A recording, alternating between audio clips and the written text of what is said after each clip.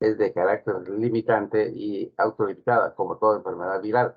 Y este agente causal es el Epstein-Barr. El Epstein-Barr es muy común en niños y en adolescentes.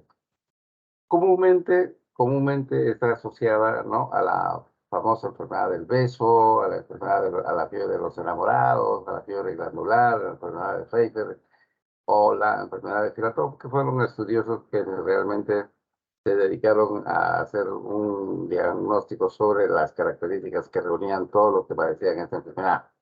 Y vean cómo generalmente a través del espacio que nosotros hemos venido desarrollando, esta es una enfermedad que es lo que les digo a ustedes, ¿no? Es una enfermedad que aparece hace muchos años atrás, en el siglo XIX, ¿no? Y generalmente era una enfermedad que se caracterizaba por fiebre. ¿Qué produce la fiebre? Malestar general. ¿Qué produce la fiebre? Una reacción a nivel del hígado y del vaso, y produce como consecuencia una reacción linfática aledaña o cercana de todo lo demás. Entonces, de igual manera, a través de los años fue cambiando de nombre, le llamaron la fiebre glandular. Después fueron otros los estudiosos quienes realmente empezaron a definirla por la presencia de fiebre, reacción ganglionar, ¿no? Había un gran malestar de esos pacientes, fiebre, ¿no? Había una reacción ganglionar y lógicamente que afectaba generalmente a adultos jóvenes y a niños, gente que generalmente había estado sana, pero empezaba a hacer la enfermedad de esta naturaleza.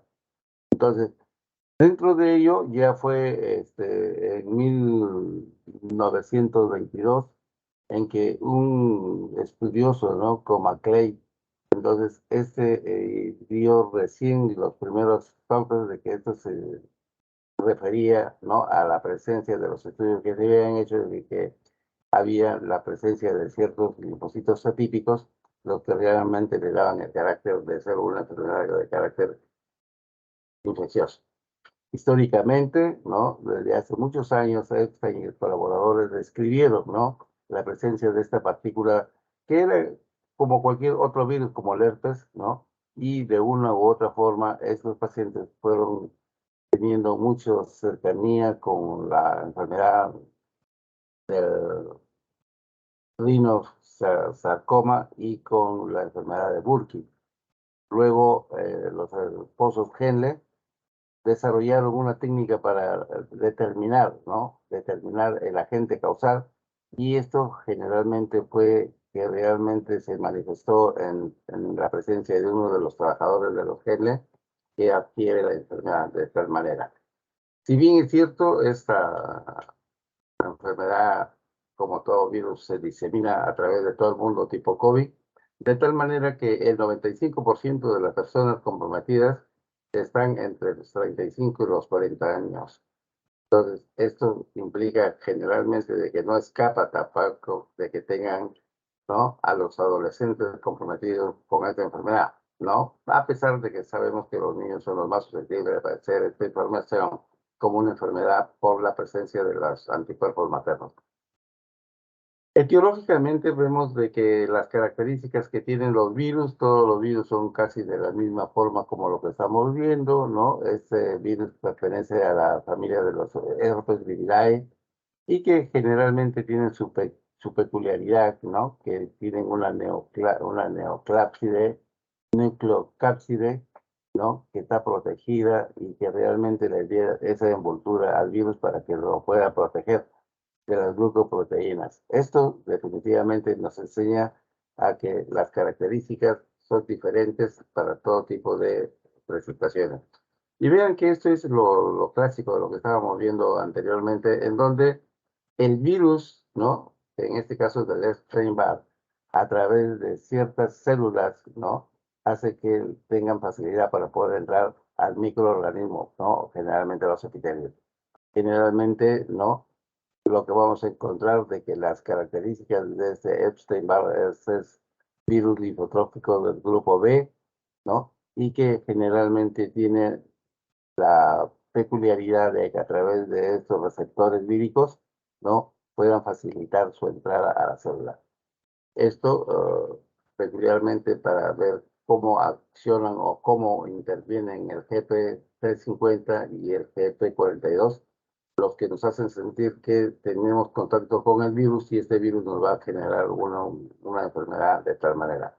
Esto es lo que tenemos que aprender a reconocer fácilmente en los pacientes, de que generalmente y por historia sabemos de que esta enfermedad se dio como consecuencia de unas olimpiadas que se dieron en México, en Estados Unidos, y en donde todos los participantes, ¿no? Los participantes y los organizadores salieron infectados. Entonces, a resumidas cuentas, pasados los 30 o 60 días empezaron a presentar la trilogía que realmente caracterizaba esta enfermedad, y lógicamente se definió de que se ajusten las medidas sanitarias entre los participantes a estos eventos de masificación múltiple, en donde se demostró de que había habido un chape entre organizadores y participantes, ¿no? Que todo el mundo había hecho la enfermedad. De tal manera que este virus tiene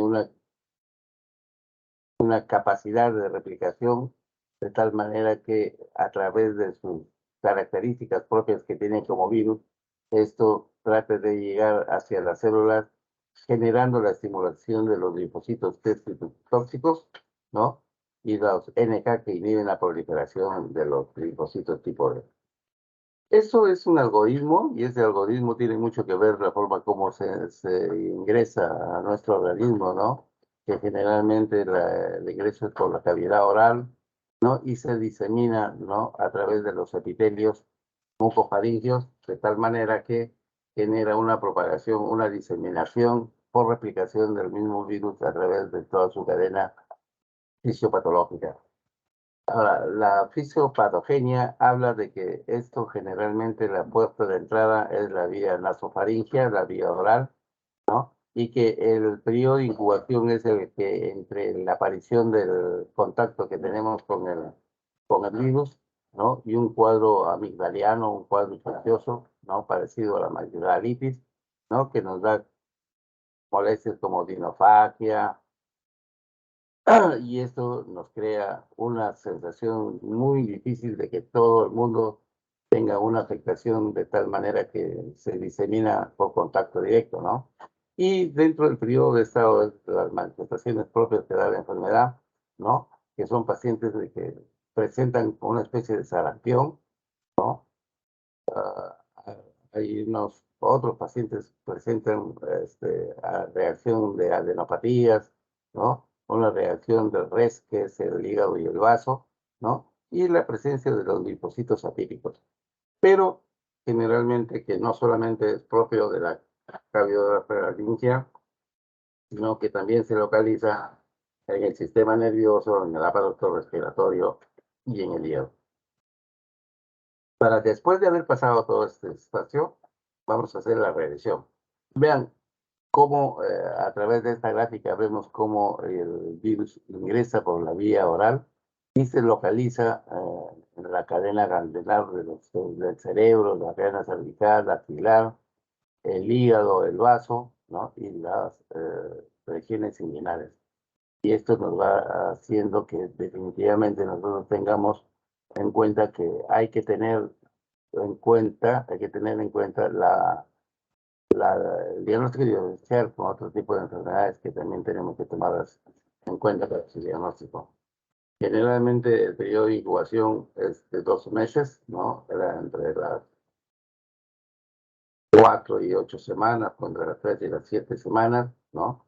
Y que la fase sintomática generalmente se da entre las 2 y las 4 primeras semanas, o sea, en el mes del contagio. Y generalmente, como decíamos, ¿no? La triada clásica es fiebre, adenopatías y faringitis, en donde la fiebre es la que más predomina sobre los dos cuadros, como la faringitis y las adenopatías. Dentro de ello, vean ustedes que lo que tenemos que aprender a reconocer es que fácilmente nosotros tenemos que ver que estos pacientes que hacen una reacción de esta naturaleza, lo primero que nos van a dar es una reacción ganglionar, ¿no? Y esto es porque hay un cuadro séptico que nos está produciendo esa reacción ganglionar, que son los primeros mecanismos que nos afectan, para dar lugar a que la fiebre ¿no? Es un elemento importante para poder ir viendo que se asocia, aparte del dolor de garganta, otras manifestaciones corporales. Vean, esto es una gráfica que ustedes no deben olvidar, de que se examina la cavidad oral, en donde se van a encontrar estas placas de pus, ¿no? Y en donde el paciente, sin dejar de reconocerlo, va a ser un cliente que tiene malestar general, tiene fiebre, ¿no? Tiene dolor de garganta, ¿no? Y tiene aparición de ganglios cervicales, como en estos casos. Es importante también definir que lo que queremos hacer en cierta manera es tratar de ver las cosas que realmente se complican con facilidad. Con un cuadro viral de esa naturaleza podemos tener nosotros granulocitos, sí, enfermedades granulomatosas, de tal manera que nos hacen pensar que nos afecta pues el corazón, nos afecta el pericardio, nos afecta los pulmones, nos afecta la parte neurótica, ¿no? Y generalmente nos va produciendo grandes eh, alteraciones inclusive del sistema hemático, ¿no? De tal manera que esos elementos importantes para poder ir reconociendo definitivamente. ¿Y qué cosa es lo que nosotros tratamos de hacer, no? Que definitivamente, como es una enfermedad viral, caiga por sus propios mecanismos de defensa que tiene el infectado, pero lo que tenemos que ver es de que esta enfermedad debería resolverse entre las 2 y las 3 semanas de una forma espontánea, ¿no? Y que esto puede quedar en una forma como infección, ¿no? Año y medio. O sea, año y medio podemos estar de asintomático, pero mientras tengamos la facilidad de poder contagiar a alguien a través del beso, fácilmente vamos a encontrar a una persona que va a ser la enfermedad.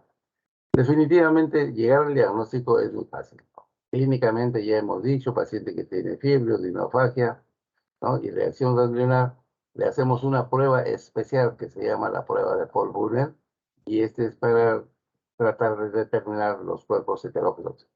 Dentro de ello, a través del hemograma, vamos a encontrar vamos a encontrar una leucocitosis, ¿no?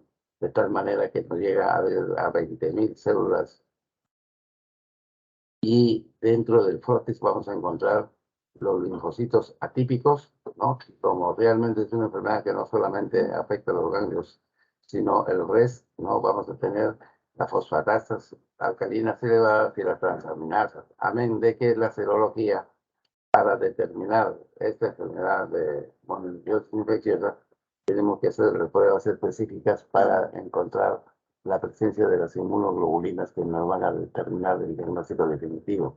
Vean a través de este frotis de sangre cómo vamos a encontrar definitivamente, ¿no? Con un buen ojo clínico, la presencia de estos linfocitos atípicos. Ahora, esto tiene que significar mucho porque tenemos que saber diferenciar entre esta enfermedad, ¿no? Y las parecidas, ¿no? Como el citomegalovirus, el VIH, ¿no? El virus de la hepatitis, ¿no? Porque realmente la presencia de estos elementos importantes como es la triada clásica, ¿no? La la triada clásica que tiene, ¿no? La presencia de los linfocitos, ¿no? Y esto hace que en un determinado momento hagamos el diagnóstico diferencial. O este es un proceso infeccioso, ¿no? Y esto tiene que tener con mucho aceptación, ¿no? A que estamos orientándonos clínicamente para poder reconocer si esto puede ser una amigdalitis, una faringitis, que es diferente, ¿no? Por el antecedente, ¿no? De que población joven, adolescente, encontremos de que tiene en su reconocimiento de laboratorio, ¿no? La presencia de los linfocitos atípicos, ¿no? Que hay linfocitosis, leucocitosis, y que realmente haya una prueba serológica para el Epstein-Barr, del Epstein-Barr. Esto ya nos da definitivamente el diagnóstico. Ahora, esto lógicamente que cuando lo definimos como una mononucleosis infecciosa, cuando los antígenos, ¿no? Para ¿no? La serología sale positiva para esto. Entonces, eso es lo que nosotros tenemos que saber, que ahí estamos definiendo como tal, que el tratamiento no hay un clásico tratamiento, pero sí consideramos que es oportuno el reconocimiento de darle sintomáticos a los pacientes. No se olviden que hay muchas enfermedades que se parecen entre sí, ¿no? Pero en algo difieren, ¿no? El citomegalovirus, la toxoplasmosis, el VIH, los linfomas, las rubiolas, los adenovirus, el virus de hepatitis A y la difteria. Ahora, el tratamiento, como decimos, parte del tratamiento es el reposo, ¿no? Parte del tratamiento es el reposo para cualquier efecto de somatización, pero lo importante es reconocer es de que hay que hacer uso de analgésicos y antipiréticos, ¿no? Como los AINES y el paracetamol, y tratar de recuperar, ¿no? Lo que decíamos en la exposición de Pimentel, ¿no? De que la hidratación es parte importante porque hay que dar la cantidad de líquidos abundantes para no descompensar el medio interno. Ahora, salvo cuando esto tiene características de un proceso infeccioso, recién ahí se va a dar antibióticos. Y generalmente, ¿no? El tratamiento de elección generalmente son las penicilinas, ¿no? O si este paciente no hay o es alérgico a las penicilinas, darle eritromicina por 10 días para prevenir más que todo las secuelas de las enfermedades post-estreptocócicas. Y como toda enfermedad tiene toda su prevención a través de la aparición de estas endemias, ¿no? La farmacopea trata de buscar el elemento necesario que se convierten en las vacunas, ¿no? La vacuna puede ser beneficioso en grupos seleccionados de pacientes que sean, ¿no? Cero negativos para este embargo. Entonces, paciente que ya tiene la enfermedad, bueno, pues hay que darle tratamiento, pero preferentemente los pacientes que son receptores de trasplante de médula ósea, o pacientes que tienen una enfermedad tumoral y curativa, o aquellos que realmente viven en zonas donde predomina el linfoma de Burkitt o el carcinoma nasofaríngeo, o la presencia de adolescentes y adultos en riesgo de contraer la mononucleosis infecciosa. Estos generalmente son elementos importantes para poder desarrollar definitivamente qué cosa es lo que tenemos que saber, utilizar la vacuna como medio que nos ayuda a crear un mecanismo de protección a través de la presencia de nuestros anticuerpos que nosotros tenemos que ir despertando de nuestro sistema inmunológico. Si bien es cierto, consideramos que esto es parte importante de la generación de las enfermedades, vean cómo, en cierta manera, tiene que tenerse el kit del asunto. Y el kit del asunto de que si ustedes no se olvidan, ¿no? Quienes se querrán ser médicos internistas, ¿no? O quienes realmente quieren ser infectólogos, o los que realmente quieren trabajar, pues, como cardiólogos, ya pues se olvidará del resto de la medicina, ¿no? Pero como la medicina es una ciencia, se interrelacionan todos los criterios y dentro de ellos el único beneficiado tiene que ser nuestro paciente. Es importante de que esto es parte de la convivencia que tenemos que tener nosotros con la mayor parte de la población, ¿no? Y generalmente los que realmente se encuentran más afectados son aquellos que han comido alimentos contaminados, o han tomado aguas contaminadas o que no se han lavado las manos, ¿no? Porque todos tenemos la misma comportamiento de estilo de vida, ¿no? Comemos, digerimos y los defecamos. Entonces, cuando no tenemos esa norma, esa higiene de tener a la mano un criterio de poder evitar esta contaminación, fácilmente podemos hacer una enfermedad como la que hemos visto, ¿no? En diarrea, y que ya la vimos en teoría, y vamos a verlo como el tema que tiene mucho que ver, implica necesariamente la capacidad del alumno de leer más de lo que se enseña. Muy bien, ¿alguna pregunta, mi querido Elías? Chicos, ¿alguna pregunta? No, Si doctor, todo no, claro. voy a suponer de que están durmiendo, ¿ah? Cuidado, no es hora de dormir. Muy bien, yo creo que ahí hemos llegado, hemos cumplido la hora. El día lunes trataré de meterme por ahí un poquito para hacer lo que estamos retrasados. ¿Qué es influencia? ¿Qué es lo que lo que trató definitivamente Pérez Marqui el día de ayer, ¿no?